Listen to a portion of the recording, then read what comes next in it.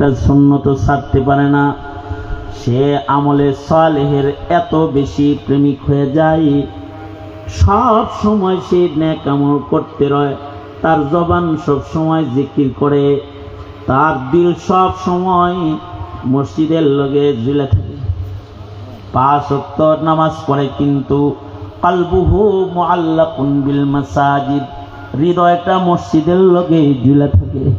নেক কাজ করার প্রেম পিয়াসা সব সময় তার ভেতরে উথাল পাতাল করতে থাকে। ছোট থেকে ছোট নেক আমল সে ছাড়ে না, ছোট থেকে ছোট গুনাহ সে করে না। তার মানে তার হালাওয়াতুল ঈমান অনেক উঁচু হয়ে গেছে। এবার নেক আমল তার জিন্দেগির হিস্সায় পরিণত হয়েছে, সে আমলে সালেহকে সবচেয়ে বেশি গুরুত্ব প্রদান করে।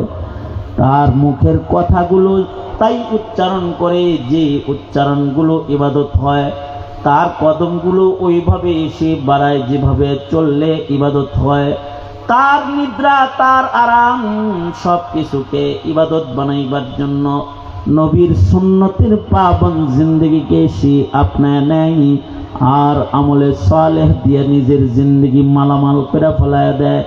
যদি এই রকম কোনো বান্দার গুণ আইসা যায়, গুণ হয়ে যায়, তাহলে আল্লাহ তাআলা বলেন, ইমানদার আর নেক আমল করনেওয়ালা আমার গোলাম যারা, তাদেরকে কানাত লাহুম জান্নাতুল ফিরদাউসি নুজুলা খালিদিনা ফিহা লা ইয়াবগুনা আনহা হিওয়ালা।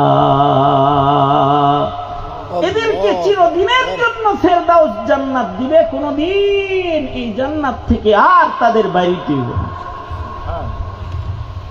মানুষ 2 প্রকার, এক প্রকারের মানুষ উৎকৃষ্ট, আর এক প্রকারের মানুষ নিকৃষ্ট। বলেন কয় প্রকার? জোরে বলেন, আমার দিকে চাই। এখন ঘুমাইছেন কারা কারা? হাত তোলেন তো। ওই যে একজন ঘুমাইছে।